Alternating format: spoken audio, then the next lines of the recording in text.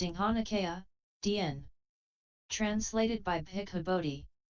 Suttacentral.net and suttas.com. Long Discourses.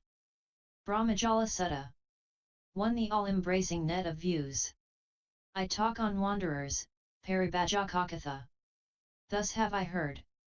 On one occasion the exalted one was travelling along the highway between Rajagaha and Nalanda together with a great company of bhikkhus, with about 500 bhikkhus. At the same time the wanderer Sapiya was also travelling along the highway between Rajagaha and Nalanda together with his pupil, the youth Brahmadatta. Along the way, the wanderer Sapiya spoke in many ways in dispraise of the Buddha, the Dhamma, and the Sangha. But his pupil, the youth Brahmadatta, spoke in many ways in praise of the Buddha, the Dhamma, and the Sangha.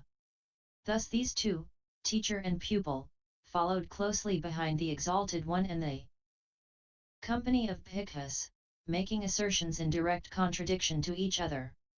Then the exalted one together with the company of bhikkhus entered the royal rest house in the Ambalathaka garden in order to pass the night. The wanderer Sapiya together with his pupil, the youth Brahmadatta, also entered the royal rest house in the Ambalathaka garden in order to pass the night. There, too, the wanderer Sapiya spoke in many ways in dispraise of the Buddha, the Dhamma, and the Sangha, while his pupil Brahmadatta spoke in many ways in their praise. Thus these two, teacher and pupil, dwelt together making assertions in direct contradiction to each other. When dawn broke a number of bhikkhus, after rising, assembled in the pavilion. As they sat together, the following conversation sprang up among them: It is wonderful and marvelous, friends, how the exalted one, he who knows and sees, the worthy one, the perfectly enlightened Buddha, has so thoroughly penetrated the diversity in the dispositions of beings. For this wanderer Sapiya spoke in many ways in dispraise of the Buddha, the Dhamma, and the Sangha, while his own pupil, the youth Brahmadatta, spoke in many ways in their praise. These two, teacher and pupil, followed closely behind the exalted one and the company of bhikkhus, making assertions in direct contradiction to each other. Then the exalted one, realizing the turn their discussion had taken, entered the pavilion, sat down on the prepared seat, and addressed the bhikkhus: What kind of discussion were you holding just now, bhikkhus? What was the subject of your conversation? The bhikkhus replied, When dawn had broken, Lord, after rising we assembled in the pavilion. As we sat here, the following conversation sprang up among us: It is wonderful and marvelous, friends, how the exalted one, he who knows and sees, the worthy one, the perfectly enlightened Buddha, has so thoroughly penetrated the diversity in the dispositions of beings.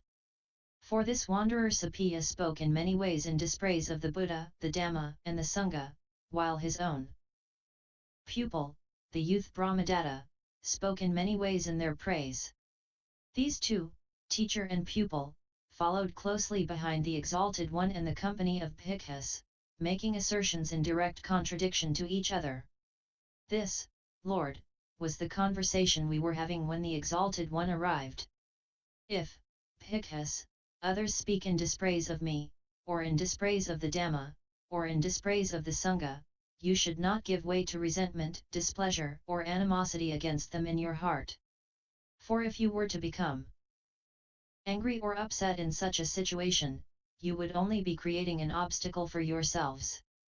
If you were to become angry or upset when others speak in dispraise of us, would you be able to recognize whether their statements are rightly or wrongly spoken? Certainly not, Lord. If, bhikkhus, others speak in dispraise of me, or in dispraise of the Dhamma, or in dispraise of the Sangha, you should unravel what is false and point it out as false, saying, For such and such a reason this is false, this is untrue, there is no such thing in us, this is not found among us. And if, bhikkhus, others speak in praise of me, or in praise of the Dhamma, or in praise of the Sangha, you should not give way to jubilation, joy, and exultation in your heart. For if you were to become jubilant, joyful, and exultant in such a situation, you would only be creating an obstacle for yourselves. If others speak in praise of me, or in praise of the Dhamma, or in praise of the Sangha, you should acknowledge what is fact as fact, saying, for such and such a reason this is a fact, this is true, there is such a thing in us, this is found among us. 2. The analysis of virtue. 1. The short section on virtue, Kula Sila, it is, bhikkhus, only to trifling and insignificant matters, to the minor details of mere moral virtue, that a worldling would refer when speaking in praise of the Tathagata. And what are those trifling and insignificant matters, those minor details of mere moral virtue, to which he would refer? Having abandoned the destruction of life, the recluse Gotama abstains from the destruction of life. He has laid aside the rod and the sword, and dwells conscientious, full of kindness, compassionate for the welfare of all living beings. It is in this way, bhikkhus, that the worldling would speak when speaking in praise of the Tathagata. Or he might say, having abandoned taking what is not given, the recluse Gotama abstains from taking what is not given.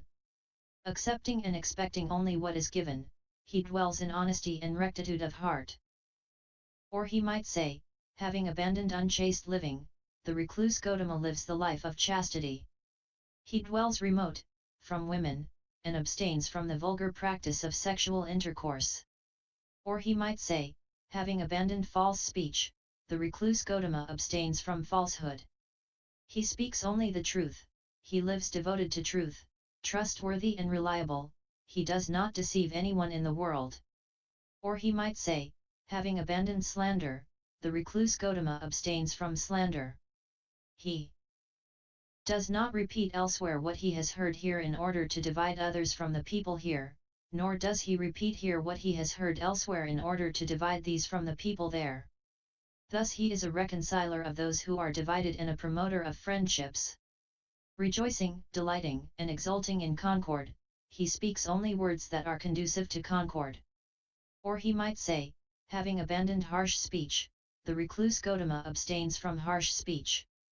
He speaks only such words as are gentle, pleasing to the ear, endearing, going to the heart, urbane, amiable, and agreeable to many people. Or he might say, having abandoned idle chatter, the recluse Gotama abstains from idle chatter. He speaks at the right time, speaks what is factual, speaks on the good, on the Dhamma and the discipline. His words are worth treasuring, they are timely, backed by reason, definite and connected with the good. Or he might say, the recluse Gotama abstains from damaging seed and plant life. He eats only in one part of the day, refraining from food at night and from eating at improper times. He abstains from dancing, singing, instrumental music, and witnessing unsuitable shows. He abstains from wearing garlands, embellishing himself with scents, and beautifying himself with unguents. He abstains from accepting gold and silver. He abstains from accepting uncooked grain, raw meat, women and girls, male and female slaves, goats and sheep, fowl and swine, elephants, cattle, horses and mares. He abstains from accepting fields and lands. He abstains from running messages and errands. He abstains from buying and selling, and from dealing with false weights, false metals, and false measures. He abstains from the crooked ways of bribery, deception, and fraud. He abstains from mutilating, executing, imprisoning, robbery, plunder, and violence.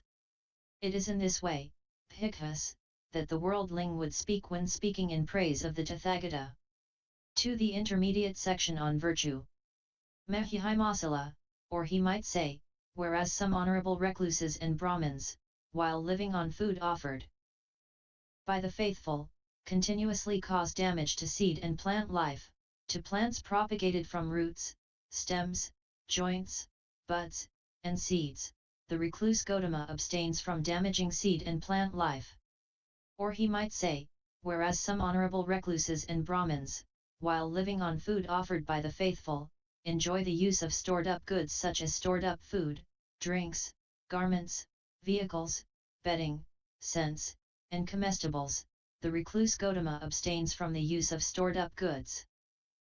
Or he might say, whereas some honorable recluses and Brahmins, while living on food offered by the faithful, attend unsuitable shows, such as shows featuring dancing, singing, or instrumental music, theatrical performances, narrations of legends, music played by hand clapping, cymbals, and drums, picture houses, acrobatic performances, combats of elephants, horses, buffaloes, bulls, goats, rams, cocks and quails, stick fights, boxing and wrestling, sham fights, roll calls, battle arrays, and regimental reviews. The recluse Gautama abstains from attending such unsuitable shows. Or he might say, whereas some honorable recluses and Brahmins, while living on food offered by the faithful, indulge in the following games that are a basis for negligence. Athapada, a game played on an 8-row chessboard. Dasapada, a game played on a 10-row chessboard. Akasa, a game of the same type played by imagining a board in the air. Pariharapatha, hopscotch, a diagram is drawn on the ground and one has to jump in the allowable spaces avoiding the lines. Santaka, spell icons, assembling the pieces in a pile, removing and returning them without disturbing the pile. Kalika, dice games. Gatika, hitting a short stick with a long stick.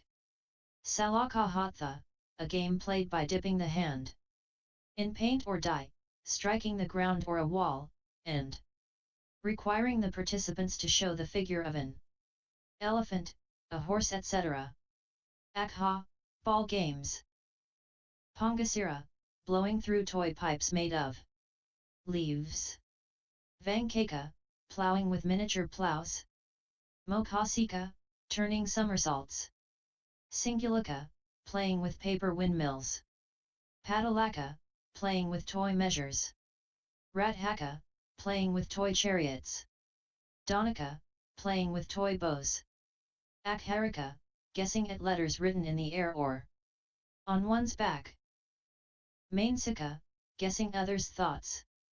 Yathevahya, games involving mimicry of deformities, the recluse Gautama abstains from such games and recreations. Or he might say, whereas some recluses and Brahmins, while living on food offered by the faithful, enjoy the use of high and luxurious beds and seats, such as spacious couches, thrones with animal figures carved on the supports, long-haired coverlets, multicolored patchwork coverlets, white woolen coverlets, woolen coverlets embroidered with flowers, quilts, stuffed with cotton, woolen coverlets embroidered with animal figures, woolen coverlets with hair on both sides or on one side, bedspreads embroidered with gems, silk coverlets, dance hall carpets, elephant, horse, or chariot rugs, rugs of antelope skins, choice spreads made of cattle deer hides, spreads with red awnings overhead, couches with red cushions for the head and feet. The recluse Gautama abstains from the use of such high and luxurious beds and seats.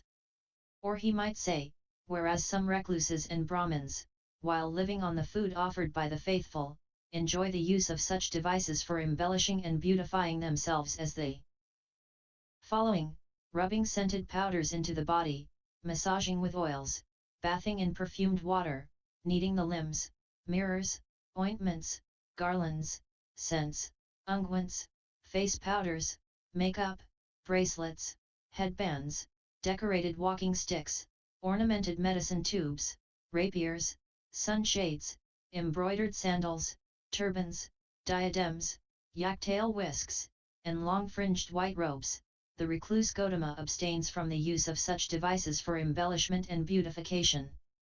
Or he might say, whereas some recluses and Brahmins, while living on the food offered by the faithful, engage in frivolous chatter, such as talk about kings, thieves, and ministers of state, talk about armies, dangers, and wars, talk about food, drink, garments, and lodgings, talk about garlands and scents, talk about relatives, vehicles, villages, towns, cities, and countries, talk about women and talk about heroes, street talk and talk by the well, talk about those departed in days gone by, rambling chit-chat, speculations about the world and about the sea, talk about gain and loss. The recluse Gotama abstains from such frivolous chatter. Or he might say, whereas some recluses and Brahmins, while living on the food offered by the faithful, engage in wrangling argumentation, saying to one another, "You don't understand this doctrine and discipline. I am the one who understands this doctrine and discipline. How can you understand this doctrine and discipline? You're practicing the wrong way. I'm practicing the right way. I'm being consistent. You're inconsistent. What should have been said first you said last, what should have been said last you said first. What you took so long to think out has been confuted. Your doctrine has been refuted. You're defeated. Go, try to save your doctrine, or disentangle yourself now if you can." The recluse Gotama abstains from such wrangling argumentation. Or he might say, whereas some recluses and Brahmins, while living on the food offered by the faithful, engage in running messages and errands for kings, ministers of state, Khattiyas, Brahmins, householders, or youths, who command them go here, go there, take this, bring that from there, the recluse Gotama abstains from running such messages and errands. Or he might say, whereas some recluses and Brahmins, while living on the food offered by the faithful, engage in scheming, talking, hinting, belittling others, and pursuing gain with gain, the recluse Gotama abstains from such kinds of scheming and talking. It is in this way, bhikkhus, that a worldling would speak when speaking in praise of the Tathagata. 3. The long section on virtue, Mahasila. Or he might say, whereas some recluses and Brahmins, while living on the food offered by the faithful, earn their living by wrong means of livelihood, by such debased arts as prophesying long life, prosperity, etc., or the reverse, from the marks on a person's limbs, hands, feet, etc., divining by means of omens and signs, making auguries on the basis of thunderbolts and celestial portents, interpreting ominous dreams, telling fortunes from marks on the body, making auguries from the marks on cloth gnawed by mice, offering fire oblations, offering oblations from a ladle, offering oblations of husks, rice powder, rice, grains, ghee, and oil to the gods, offering oblations from the mouth, offering blood sacrifices to the gods, making predictions based on the fingertips, determining whether the site for a proposed house or garden is propitious or not, making predictions for officers of state, the knowledge of charms to lay demons in a cemetery, the knowledge of charms to cure one possessed by ghosts, the knowledge of charms to be pronounced by one living in an earthen house, the snake craft, for curing snake bites and charming snakes, the poison craft, for neutralizing or making poison, the scorpion craft and rat craft, for curing scorpion stings and rat bites, respectively, the bird craft and crow craft, for understanding the cries of birds and crows, for telling the number of years that a man has to live, the knowledge of charms to give protection from arrows, reciting charms to understand the language of animals. The recluse Gotama abstains from such wrong means of livelihood, from such debased arts. Or he might say, whereas some recluses and Brahmins, while living on the food offered by the faithful, earn their living by wrong means of livelihood, by such debased arts as interpreting the significance of the color, shape, and other features of the following items to determine whether they portend fortune or misfortune for their owners: gems, garments, staffs, swords, spears, arrows, bows, other weapons, women, men, boys, girls, slaves, slave women, elephants, horses, buffaloes, bulls, cows, goats, rams, fowl, quails, lizards, rabbits, tortoises, and other animals. The recluse Gotama abstains from such wrong means of livelihood, from such debased arts. Or he might say, whereas some recluses and Brahmins, while living on the food offered by the faithful, earn their living by a wrong means of livelihood, by such debased arts as making predictions to the effect that the king will march forth, the king will not march forth, our king will attack and the enemy king will retreat, the enemy king will attack and our king will retreat, our king will triumph and the enemy king will be defeated. The enemy king will triumph and our king will be defeated. Thus there will be victory for one and defeat for the other. The recluse Gotama abstains from such wrong means of livelihood, from such debased arts. Or he might say, whereas some recluses and Brahmins, while living on the food offered by the faithful, earn their living by a wrong means of livelihood, by such debased arts as predicting there will be an eclipse of the moon, an eclipse of the sun, an eclipse of a constellation, the sun and the moon will go on their proper courses.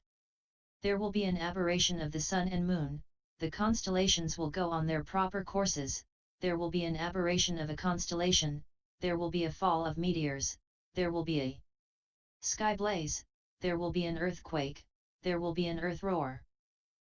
There will be a rising and setting, a darkening and brightening, of the moon, sun, and constellations. Such will be the result of the moon's eclipse, such the result of the sun's eclipse, and so on down to such will be the result of the rising and setting, darkening and brightening of the moon, sun, and constellations. The recluse Gotama abstains from such wrong means of livelihood, from such debased arts. Or he might say, whereas some recluses and Brahmins, while living on the food offered by the faithful, earn their living by a wrong means of livelihood, by such debased arts as predicting, there will be abundant rain. There will be a drought. There will be a good harvest. There will be a famine. There will be security. There will be danger. There will be sickness. There will be health. Or they earn their living by accounting, computation, calculation, the composing of poetry, and speculations about the world. The recluse Gotama abstains from such wrong means of livelihood, from such debased arts. Or he might say, whereas some recluses and Brahmins, while living on the food offered by the faithful, earn their living by a wrong means of livelihood, by such debased arts as arranging auspicious dates for marriages, both those in which the bride is brought in, from another family, and those in which she is sent out to another family, arranging auspicious dates for betrothals and divorces. Arranging auspicious dates for the accumulation or expenditure of money, reciting charms to make people lucky or unlucky. Rejuvenating the fetuses of abortive women, reciting spells to bind a man's tongue, to paralyze his jaws, to make him lose control over his hands, to make him lose control over his jaw, or to bring on deafness. Obtaining oracular answers to questions by means of a mirror, a girl, or a god. Worshipping the sun. Worshipping Mahabrahma. Bringing forth flames from the mouth. Invoking the goddess of luck. The recluse Gotama abstains from such wrong means of livelihood, from such debased arts. Or he might say, whereas some recluses and Brahmins, while living on the food offered by the faithful, earn their living by a wrong means of livelihood, by such debased arts as promising gifts to deities in return for favors, fulfilling such promises, demonology, reciting spells after entering an earthen house, inducing virility and impotence, preparing and consecrating sites for a house, giving ceremonial mouthwashes and ceremonial bathing, offering sacrificial fires, administering emetics, purgatives, expectorants and phlegmagogues, administering medicine through the ear and through the nose, administering ointments and counter-ointments, practicing fine surgery on the eyes and ears, practicing general surgery on the body, practicing as a children's doctor the application of medicinal roots, the binding on of medicinal herbs, the recluse Gotama abstains from such wrong means of livelihood, from such debased arts. These, bhikkhus, are those trifling and insignificant matters, those minor details of mere moral virtue, that a worldling would refer to when speaking in praise of the Tathagata. 3 Speculations about the past, Pubantaka Pika. There are, bhikkhus, other dhammas, deep, difficult to see, difficult to understand, peaceful and sublime, beyond the sphere of reasoning, subtle, comprehensible only to the wise, which the Tathagata, having realized for himself with direct knowledge, propounds to others, and it is concerning these that those who would rightly praise the Tathagata in accordance with reality would speak. And what are these dhammas? There are, bhikkhus, some recluses and Brahmins who are speculators about the past, who hold settled views about the past, and who on 18 grounds assert various conceptual theorems referring to the past. And owing to what, with reference to what, do these honorable recluses and Brahmins frame their speculations? 1. Eternalism, Sasataveda views 1-4. There are, bhikkhus, some recluses and Brahmins who are eternalists, and who on 4 grounds proclaim the self and the world to be eternal. And owing to what, with reference to what, do these honorable recluses and Brahmins proclaim their views? In the first case, bhikkhus, some recluse or a Brahmin, by means of ardor, endeavor, application, diligence, and right reflection, attains to such a degree of mental concentration that with his mind thus concentrated, purified, clarified, unblemished, devoid of corruptions, he recollects his numerous past lives, that is, he recollects 1 birth, 2, 3, 4, or 5 births, 10, 20, 30, 40, or 50 births, 100, 1,000, or 100,000 births, many hundreds of births, many thousands of births, many hundreds of thousands of births. He recalls. Then I had such a name, belonged to such a clan, had such an appearance, such was my food, such my experience of pleasure and pain, such my span of life. Passing away thence, I re-arose there. There too I had such a name, belonged to such a clan, had such an appearance, such was my food, such my experience of pleasure and pain, such my span of life. Passing away thence, I re-arose here. Thus he recollects his numerous past lives in their modes and their details. He speaks thus, the self and the world are eternal, barren, steadfast as a mountain peak, standing firm like a pillar. And though these beings roam and wander, through the round of existence, pass away and re-arise, yet the self and the world remain the same just like eternity itself. What is the reason? Because I, by means of ardor, endeavor, application, diligence, and right reflection, attain to such a degree of mental concentration that with my mind thus concentrated, I recollect my numerous past lives in their modes and their details.